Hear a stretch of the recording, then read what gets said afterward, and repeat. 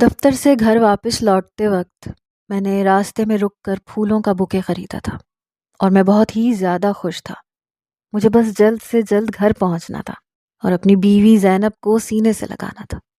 مجھے اپنی بیوی سے بے انتہا محبت تھی اور فون پر جو خوشی کی خبر اس نے مجھے صبح دی تھی، اس کے بعد تو میری دنیا ہی بدل گئی تھی۔ زینب نے مجھے بتایا تھا کہ میں باپ بننے والا ہوں، اور یہ خبر میرے لیے دنیا کی سب سے بڑی خوشخبری تھی۔ سارا دن میں میٹنگز میں مصروف تھا، اسی لیے واپس گھر نہ جا سکا، لیکن چھٹی ہوتے ہی میں پھولوں کا بوکے لیے گھر کی طرف روانہ ہو گیا۔ رات کے تقریباً 11 بج رہے تھے۔ آج مجھے حد سے زیادہ ہی دیر ہو گئی تھی۔ اس بات کا مجھے افسوس بھی تھا۔ خیر، میں گھر میں داخل ہوا تو چاروں طرف سناٹا تھا، سب اپنے اپنے کمروں میں تھے۔ میں نے سیدھا اپنے کمرے کی راہ لی، لیکن میرے کمرے میں زینب موجود نہیں تھی۔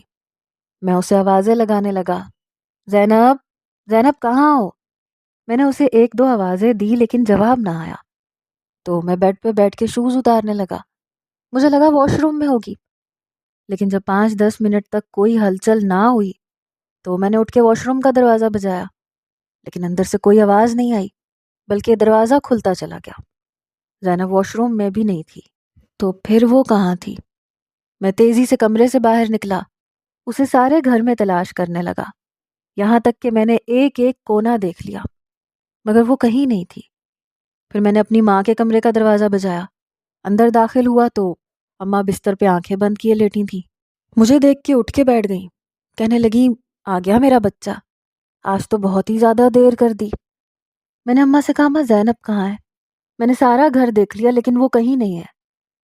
اماں نے کندھے اچکائے، کہنے لگی، مجھے نہیں معلوم، وہ تو شام میں گھر سے نکلی تھی، ابھی تک واپس نہیں لوٹی کیا؟ میں نے کہا، اماں وہ کہیں بھی نہیں ہے، کہاں گئی تھی؟ کچھ بتا کے نہیں گئی؟ اماں نے ایک ٹھنڈی سانس بھری، کہنے لگی، وہ تو اکثر ہی بنا بتائے گھر سے باہر چلی جاتی ہے، تمہیں کہوں گی تو تمہیں برا لگے گا، لیکن سچ تو یہی ہے، اس کے بہت سے عاشق تھے جن سے ملاقات کے لیے وہ بے دھڑک گھر سے نکل جاتی تھی، کیونکہ اسے نہ تمہارا خوف تھا نہ بدنامی کا۔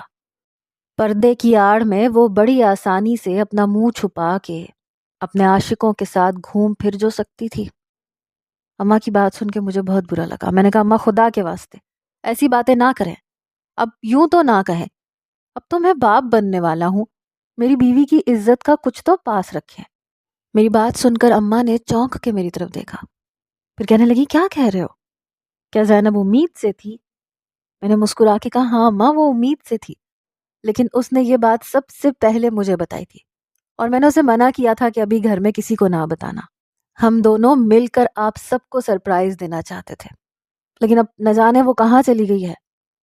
اماں کے چہرے پر ایک رنگ سا آ کے گزر گیا، کہنے لگی، جیسے گئی ہے ویسے آ بھی جائے گی، تم فکر نہ کرو۔ میں نے اماں سے کہا، رات کے 11 بج رہے ہیں، اتنی دیر تک تو وہ کبھی باہر نہیں رہتی، میں ایسا کرتا ہوں، امام صاحب کے پاس دیکھ کے آتا ہوں، ہو سکتا ہے اس کی طبیعت خراب ہو اور وہ وہاں چلی گئی ہو۔ اماں نے کچھ نہ کہا تو میں گھر سے نکل پڑا۔ زینب دراصل امام صاحب کی بیٹی تھی، اسی لیے میں سیدھا امام صاحب کے گھر پہنچا۔ ان سے زینب کے بارے میں پوچھا تو انہوں نے بھی لا علمی کا اظہار کر دیا۔ پھر تو میری پریشانی اور بھی بڑھ گئی۔ میں نے کچھ آس پڑوس والوں سے بھی معلومات لیں، خود بھی یہاں وہاں تلاش کیا، لیکن زینب کا کچھ پتہ نہ چلا۔ پھر پریشانی کے عالم میں نے پولیس میں کمپلین درج کروا دی۔ پولیس والوں نے اسے تلاش کرنے کا کہہ کے ہمیں واپس گھر بھیج دیا۔ میں اس قدر پریشان اور بے سکون تھا کہ میرے لیے گھر میں ایک پل بھی بیٹھنا مشکل تھا۔ میں بار بار گھر سے باہر جاتا، سڑکوں پہ گھومتا پھرتا، اسے تلاش کرتا، یہاں تک کہ رات بھی گزری اور اگلا دن بھی، اور اگلی رات آ گئی، لیکن نہ زینب کا کچھ پتہ چلا، نہ میرے دل کو قرار آیا۔ دن تیزی سے گزرنے لگے۔ امام صاحب اور ان کے گھر والوں کی حالت بھی بہت خراب تھی، اور میرا بھی کچھ ایسا ہی حال تھا۔ میں یہ سوچ سوچ کر تنہائی میں آنسو بہاتا تھا کہ نہ جانے میری بیوی اور بچے کے ساتھ کیا ہوا ہے، وہ کہاں گئی تھی اور واپس کیوں نہیں لوٹی، جبکہ اماں کا یہی کہنا تھا کہ اس کا کردار ٹھیک نہیں تھا، اسے مجھ سے بہتر کوئی شخص مل گیا ہوگا، اسی لیے وہ ہمیشہ کے لیے چلی گئی۔ مگر مجھے اس بات پہ یقین نہیں آتا تھا۔ اس نے خود مجھے فون کر کے اپنے ماں بننے کی خبر سنائی تھی، اس کی آواز میں جو خوشی تھی اسے میں بخوبی محسوس کر چکا تھا۔ وہ تو اس اولاد کے آنے پر بہت ہی خدا کی شکر گزار تھی، تو پھر وہ ایسا کیسے کر سکتی تھی؟ ویسے بھی وہ ایک نیک لڑکی تھی۔ میں نے اماں کی باتوں پہ یقین تو نہ کیا، لیکن خود کو تنہا کمرے میں بند کر لیا، اور پھر ایسے ہی 15-20 دن گزر گئے۔ پھر اماں ایک دن مجھے سمجھانے لگی کہ دفتر جاؤ، سارے معاملات دیکھو، ایسا نہ ہو تمہاری اس بیوی کے چکر میں تمہارا کاروبار بھی ختم ہو جائے۔ وہ تو اپنے عاشق کے ساتھ خوش ہوگی، یہاں تم اس کے غم میں برباد ہوئے جا رہے ہو۔ کب تک یوں سوگ مناتے رہو گے؟ بہنیں جوان ہو رہی ہیں، ان کی شادیوں کی فکر کرو۔ اماں کے بہت سمجھانے پر میں نے کام پر جانا شروع کر دیا، لیکن میرا کہیں دل نہ لگتا۔ پھر 1 مہینے بعد ایک رات جب میں بہت دیر سے لوٹا تو مجھے اسٹور روم سے آوازیں سنائی دینے لگیں۔ میں اپنے کمرے میں جاتے جاتے ٹھٹک کے رکا۔ جیسے ہی میں اسٹور روم میں پہنچا تو میرے ہوش ٹھکانے آ گئے، کیونکہ وہاں تو میں اپنے لیے ایک نیک اور شریف بیوی چاہتا تھا، ایسی بیوی جو میرے بچوں کی اچھی ماں بن سکے، جو ان کی اچھی تربیت کر سکے۔ اس لیے جب میری شادی کا وقت آیا تو میں نے اپنی اماں سے کہا کہ مجھے ایک ایسی لڑکی چاہیے جو صوم و صلات کی پابند ہو اور بہت نیک ہو۔ میری بات سن کر اماں نے عجیب نظروں سے مجھے دیکھا۔ کہنے لگی، بیٹے آج کے دور میں ایسی لڑکیوں کو کون پسند کرتا ہے؟ اور پھر ہمارے گھر کا ماحول بالکل بھی ایسا نہیں ہے۔ دراصل ہمارے گھر میں کافی ماڈرن ماحول تھا، سب ایک ساتھ بیٹھتے تھے، گھلتے ملتے تھے۔ میری بہنیں کزنز کے برابر میں بیٹھ جاتی تھیں۔ وہ نامحرم ہوتے تھے، لیکن ان کے درمیان کی بے تکلفی بہت ہی زیادہ عجیب ہوتی تھی۔ میں بھی بچپن سے اسی ماحول میں پلا بڑھا تھا، لیکن میرا ذہن تھوڑا سا مختلف تھا۔ مجھے ہمیشہ سے ہی یہ سب پسند نہیں تھا۔ پھر میں زیادہ تر وقت نیک لوگوں میں گزارتا تھا، اسی لیے میری سوچ میں اور بھی تبدیلی آتی چلی گئی۔ میں اپنی بہنوں کو روکنے ٹوکنے کی کوشش کرتا تو میری ماں درمیان میں آ جاتی، کہتی کہ بیٹے سب رشتہ دار ہیں، خاندان والے ہیں، کیا تمہیں اپنی بہنوں کے کردار پہ بھروسہ نہیں ہے؟ یہ سب تمہاری بہنوں کے بھائی ہی تو ہیں۔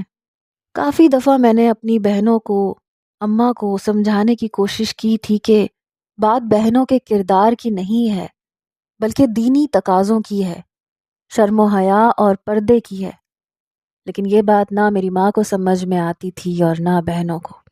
وہ سب بہت ہی کھلے ڈلے مزاج کی تھیں۔ آئے دن ہمارے گھر میں پارٹیز ہوتی، لڑکے لڑکیاں مل کر گانے چلا کر ناچتے گاتے، خوب شور شرابہ اور ہنگامہ ہوتا، اور یہ سب مجھے بالکل برداشت نہیں ہوتا تھا۔ اس لیے جب میں نے ایسی لڑکی کی بات کی جو نیک ہو، دین دار ہو، تو میری اماں نے صاف انکار کر دیا۔ کہنے لگی، ایسی لڑکی کو لا کے میں کہاں اپنے سر پہ بٹھا لوں گی؟ ایک تو کیا کم ہے جو ہر وقت ہمیں نیکی اور بدی کا سبق پڑھاتا رہتا ہے، جو اب میں ایک اور کو لے آؤں؟ میں نے سوچا ہے میں اپنی بہن رافعہ کی بیٹی سے تیرا رشتہ پکا کروں گی۔ اماں کی بات سن کے میں اچھل پڑا۔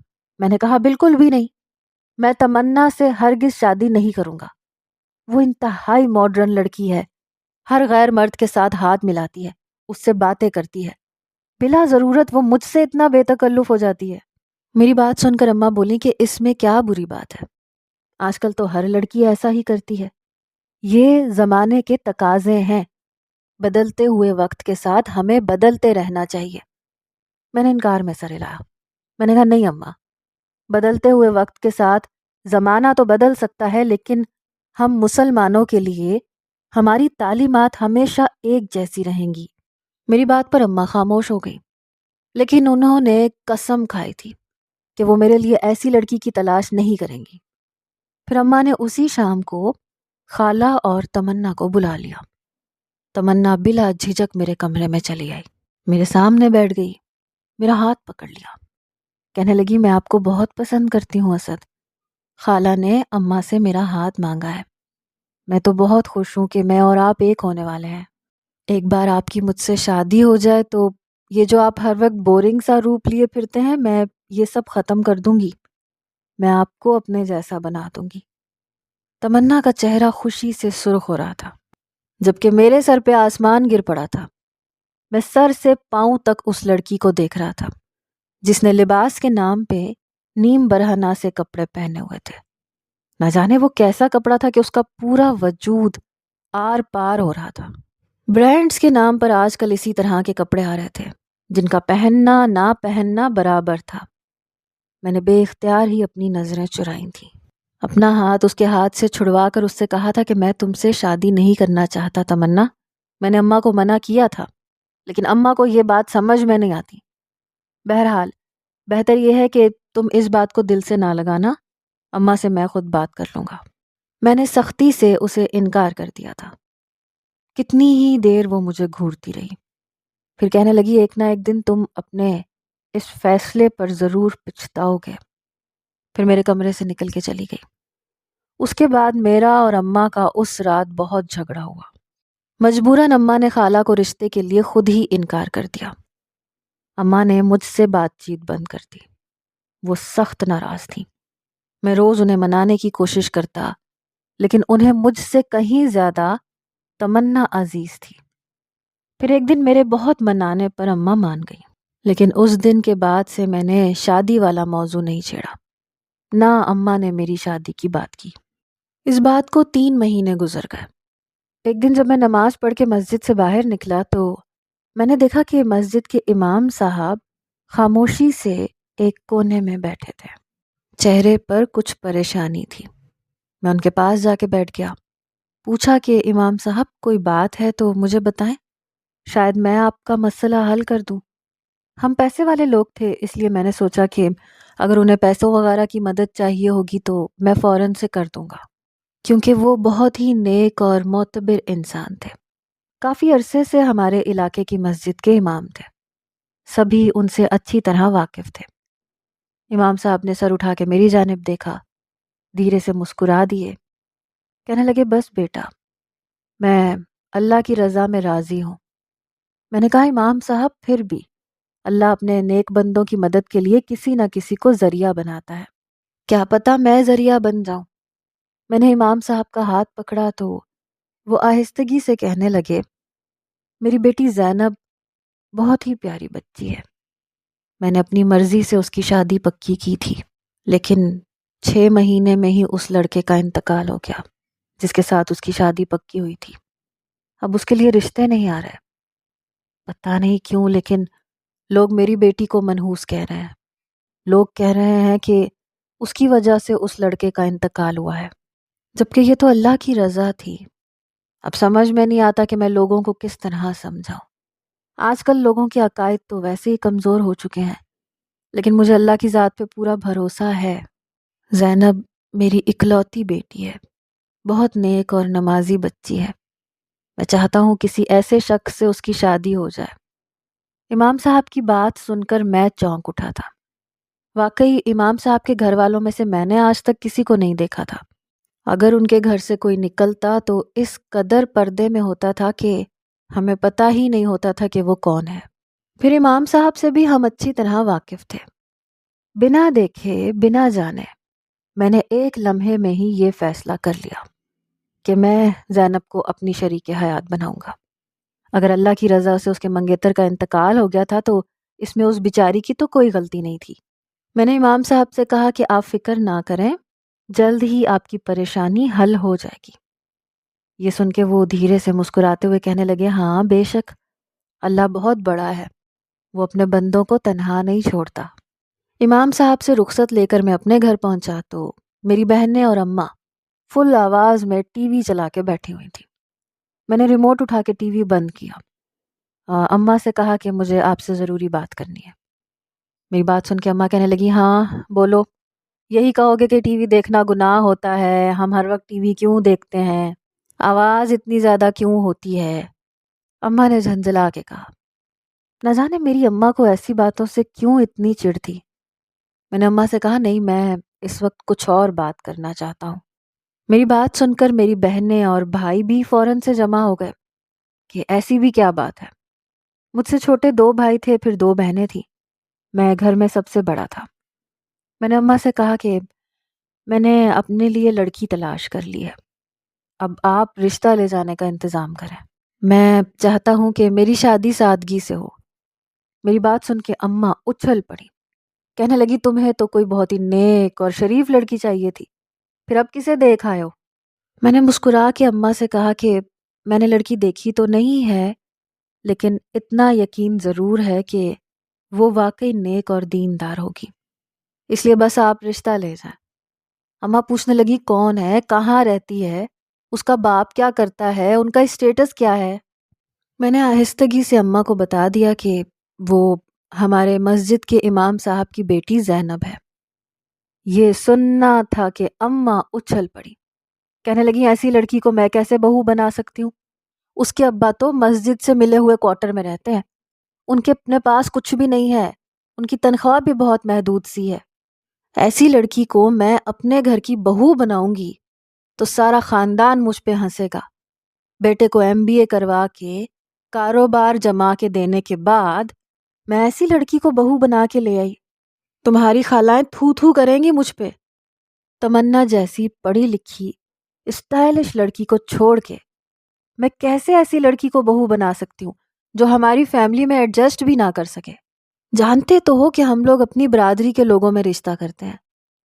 میں نے اپنی ماں کو ایک نظر دیکھا، میں نے کہا اماں مجھے برابری کے لوگوں میں رشتہ نہیں کرنا، نہ مجھے دنیا کو دکھانے کے لیے شادی کرنی ہے۔ میری بیوی میری شریک حیات میری آنے والی زندگی کو خوبصورت بنانے کے لیے آئے گی نا، نہ کہ میرے خاندان والوں کے لیے۔ مجھے خوشی ہوگی اگر میری شادی ایک دیندار لڑکی سے ہو جائے، اور وہ حافظہ بھی ہے اور عالمہ بھی ہے۔ اماں کہنے لگی تیرا یہ نیکی کا بھوت بیٹے 4 دن کا ہے، شادی ہو کے آئے گی 10 باتوں پہ روک ٹوک کرے گی تو تجھے خود پچھتاوا ہوگا، اور پھر وہ سب پردے دار لوگ ہیں، ایسی لڑکی ہمارے گھر میں کیسے ایڈجسٹ کرے گی؟ تمہارے 2 چھوٹے بھائی ہیں، وہ بھی اسی گھر میں رہتے ہیں، پردے کے نام پر وہ تمہیں لے کر الگ ہو جائے گی۔ سب جانتی ہوں میں ایسی لڑکیوں کی چکر بازیاں، یہ پردہ کرتی ہی اسی لیے ہیں تاکہ علیحدہ گھر میں اپنی زندگی گزار سکیں، اور پردے کے نام پہ شوہر کی نظروں میں بھی سرخرو ہو جائے۔ شوہر کے پیٹھ پیچھے ان کی جو حرکتیں ہوتی ہیں میں ان سے بھی اچھی طرح واقف ہوں۔ اپنی ماں کی ایسی باتیں سن کے مجھے بہت برا لگا۔ میں نے کہا اماں ہر عورت ایک جیسی نہیں ہوتی، میں شادی کروں گا تو زینب سے کروں گا، ورنہ میری شادی کا خیال دل سے نکال دیں۔ میں اپنی بات پر پوری طرح اٹک گیا تھا۔ 1 ہفتے تک گھر میں اسی بات کو لے کے جھگڑا ہوتا رہا، پھر بالآخر اماں مان گئی۔ اماں اور بہنیں میرا رشتہ لے کر گئیں، پھر 1 ہفتے بعد میرا سادگی سے نکاح ہو گیا۔ میں نے اپنے سسر سے جہیز کے نام پر 1 روپیہ بھی نہیں لیا تھا، سب کچھ خود تیار کیا تھا، اپنا کمرہ خود سیٹ کروایا تھا، سادگی سے ہی زینب کو رخصت کروا کے لے آیا تھا۔ خاندان والوں نے اس بات پر بہت تماشا بنایا کہ ایسے کیسے خاموشی سے شادی ہو گئی۔ میں نے سب کو یہ کہہ کے چپ کروا دیا کہ ولیمے کی تقریب میں سب کو بلاؤں گا۔ میں نے ولیمے کی تقریب بہت بڑی رکھی، لیکن پردے کا خوب انتظام کیا تھا۔ مردوں کے لیے علیحدہ سے ہال بک کروایا تھا، خواتین کے لیے بالکل الگ۔ میں خود بھی ساری تقریب میں اپنی بیوی کے پاس نہیں گیا تھا، بلکہ میں مردوں والے حصے میں ہی تھا، کیونکہ میرے سسرال سے جتنے بھی مہمان آئے تھے وہ سبھی بہت دیندار اور پردے دار تھے، اس لیے میں نے اس بات کا بہت اہتمام کیا تھا۔ گھر واپس آتے ہی اس بات پر ایک بہت بڑا جھگڑا کھڑا ہو گیا۔ میرے بہن بھائی اور اماں کہنے لگے کہ اتنا عالی شان ولیمہ رکھا تھا، تمہاری اور دلہن کی ایک تصویر بھی نہیں، اور پھر جو بھی آیا وہ اس بات پہ حیران رہ گیا کہ ہم نے کیسے غریب گھرانے میں شادی کر دی۔ میں نے جھگڑے کو مزید آگے نہ بڑھاتے ہوئے اماں سے کہا کہ صبح بات کریں گے۔ میری ہمت نہیں تھی کہ میں مزید اپنے گھر والوں سے لڑتا، لیکن زینب کو اندازہ ہو گیا تھا کہ میرے گھر والے اس شادی پر خوش نہیں ہیں۔ جب اس نے مجھ سے اس بارے میں پوچھا تو میں نے اسے ہر بات سچ سچ بتا دی۔ وہ بیچاری بہت پریشان ہو گئی، مگر پھر میں نے اسے تسلی دی کہ وقت کے ساتھ ساتھ سب کچھ ٹھیک ہو جائے گا۔ لیکن مسائل بڑھتے ہی چلے گئے۔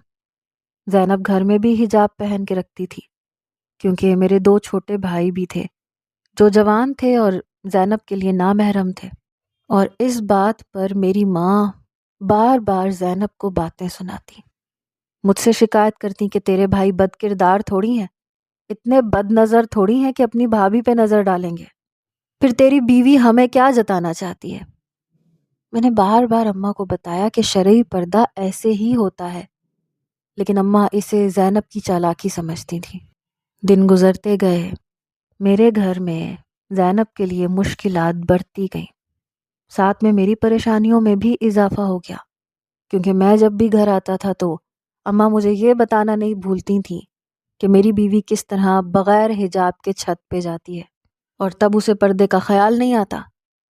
میں نے خود اپنی آنکھوں سے کبھی ایسا کچھ نہیں دیکھا تھا، لیکن میری اماں اور بہنیں یہی بات کہتی تھیں کہ میرے پیچھے زینب کوئی خاص پردہ نہیں کرتی، اگر اس کا پردہ ہے تو وہ صرف دیوروں سے ہے۔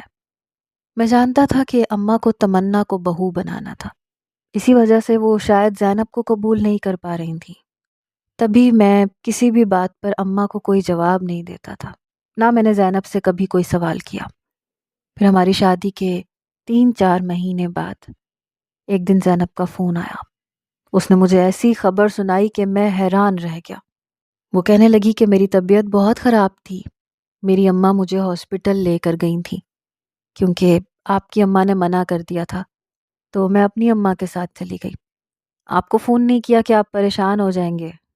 وہاں سے پتہ چلا کہ میں امید سے ہوں۔ میں گھر تو واپس آ گئی ہوں، لیکن ابھی میں نے آپ کے گھر میں کسی کو یہ خبر نہیں سنائی۔ ہم دونوں مل کے سارے گھر والوں کو بتائیں گے۔ زینب کی یہ بات سن کے میں بہت ہی زیادہ خوش ہو گیا تھا۔ اولاد کی تو خوشی ہی الگ ہوتی ہے۔ میں نے سوچا تھا کہ میں اور زینب اماں کو خود بتائیں گے تو وہ بھی بہت خوش ہوں گی، تمنا کا خیال ان کے دل سے نکل جائے گا اور زینب کے لیے نفرت بھی ختم ہو جائے گی۔ لیکن جب میں گھر واپس لوٹا اور زینب نہ ملی تو میرے ہوش اڑ گئے۔ اماں نے تو ایک بار پھر یہی کہا کہ وہ کسی عاشق کے ساتھ فرار ہو گئی ہوگی، لیکن مجھے اس بات پر یقین نہیں تھا۔ میں اس کے گھر گیا تو اس کی اماں نے بتایا کہ وہ تو ہاسپٹل سے واپس گھر چلی گئی تھی۔ میں نے خود اسے گلی کے کونے پہ چھوڑا تھا اور پھر میں اپنے گھر آ گئی تھی۔ پریشانی کے عالم میں نے پولیس کمپلین بھی درج کروا دی، لیکن پھر بھی میری بیوی کا کچھ اتا پتہ نہیں تھا۔ دن گزرتے چلے گئے، 1 مہینہ ہو گیا۔ وہاں زینب کے گھر والوں کا برا حال تھا اور یہاں میرا۔ جب 15-20 دن بعد میری اماں نے یہ دیکھا کہ میں اپنے کمرے کی حد تک رہ گیا ہوں تو انہوں نے زبردستی مجھے دفتر بھیجنا شروع کر دیا۔ پھر پورے 1 مہینے بعد جب ایک رات کو میں دیر سے گھر لوٹا تو مجھے اسٹور روم میں سے کچھ آوازیں سنائی دے رہی تھیں۔ اسٹور روم ویسے میرے کمرے سے بہت دور تھا، گھر کے پچھلے حصے میں واقع تھا، لیکن میں دفتر سے کچھ پرانا سامان لے کے آیا تھا جو مجھے اسٹور روم میں رکھنا تھا، اس لیے میں اسٹور روم کے دروازے پہ پہنچ گیا۔ اندر سے آتی آوازیں سن کے میں حیران رہ گیا۔ جیسے ہی میں نے دروازہ کھولا تو میرے قدموں تلے سے زمین نکل گئی۔ سارا سچ میرے سامنے آ چکا تھا، بس میں یقین نہیں کر پا رہا تھا۔ زینب بہت بری حالت میں رسیوں سے بندھی ہوئی اسٹور روم میں پڑی تھی، اور میری اماں اس کے سر پہ کھڑی تھیں اور اسے کہہ رہی تھیں کہ بس کچھ وقت کی بات ہے، میں تمنا اور اسد کی شادی کروا دوں تو تجھے یہاں سے کہیں دور پھینکوا دوں گی، اس کے بعد دوبارہ یہاں نظر نہ آنا۔ تجھے کیا لگا تھا کہ تو میرے بیٹے پہ قبضہ کر لے گی، دیندار اور پردے دار بن کے اس کا دل جیت لے گی؟ ایسا کبھی نہیں ہوگا۔ دیکھنا، ایک دن آئے گا کہ میرا بیٹا تم جیسی پردے دار لڑکیوں سے نفرت کرے گا۔ جب اسے یقین ہو جائے گا کہ تم واقعی کسی غیر مرد کے ساتھ بھاگی ہو، تم اسے لاکھ اپنے کردار کی گواہی دو گی، وہ کبھی یقین نہیں کرے گا۔ زینب روتے ہوئے اماں سے کہہ رہی تھی کہ میں امید سے ہوں، یہ جانتے ہوئے بھی آپ اس طرح کا ظلم کیسے کر سکتی ہیں؟ لیکن میری ماں پہ تو شیطان سوار تھا۔ میں جیسے ہی اندر داخل ہوا تو مجھے دیکھ کے اماں کے ہوش ٹھکانے آ گئے۔ انہوں نے سوچا بھی نہیں تھا کہ آدھی رات کو میں اسٹور روم کے دروازے تک پہنچ جاؤں گا۔ میں نے فوراً زینب کو کھولا، اسے لے کے ہسپتال دوڑا کیونکہ اس کی حالت بہت خراب تھی۔ کچھ دیر بعد وہ تھوڑی نارمل ہوئی تو میں اسے گھر لانے کے بجائے اسے اس کے گھر لے گیا۔ میں نے اسے امام صاحب کے پاس چھوڑا، انہیں سب کچھ سچ سچ بتایا۔ ان سے کہا کہ جب تک میں اپنی اماں کو سزا نہ دے دوں تب تک آپ میری بیوی کا خیال رکھیے گا۔ پھر میں اپنے گھر واپس لوٹا تو اماں میرے قدموں میں بیٹھ کے رونے لگی، معافی مانگنے لگی، لیکن میں 2 قدم پیچھے ہٹ گیا۔ میں نے اپنا اور زینب کا سارا سامان سمیٹا۔ اگلے دن میں نے ایک فلیٹ کرائے پر لیا اور سب کچھ لے کر میں اس میں شفٹ ہو گیا۔ اماں سے میں نے کہا کہ آپ کی یہی سزا ہے، اب آپ ساری زندگی میری شکل دیکھنے کو ترسیں گی۔ آپ کو نیک اور دیندار لوگوں سے نفرت ہے نا، تو میں بھی انہی میں شامل ہونا چاہتا ہوں، اس لیے آج کے بعد میرا اور آپ کا کوئی واسطہ نہیں۔ میں زینب کو اپنے نئے گھر میں لے آیا۔ جو کچھ اس پہ بیتا تھا وہ بہت بھیانک تھا، لیکن اپنی محبت سے میں نے سب کچھ ٹھیک کر دیا۔ مجھے اپنے گھر والوں سے ملے بہت عرصہ ہو گیا ہے۔ کبھی کبھی مجھے اپنی ماں کی بہت یاد بھی ستاتی ہے، لیکن پھر مجھے لگتا ہے کہ جو کچھ انہوں نے کیا شاید اس کے لیے میں کبھی انہیں معاف نہ کر پاؤں۔ آپ لوگ بتائیں، کیا مجھے اپنی ماں کو معاف کر دینا چاہیے؟ کیونکہ آج کے دور میں ہم شریف، نیک اور دیندار لوگوں سے نفرت کرتے ہیں۔ کیا کسی کا نیک ہونا اس کی برائی ہے؟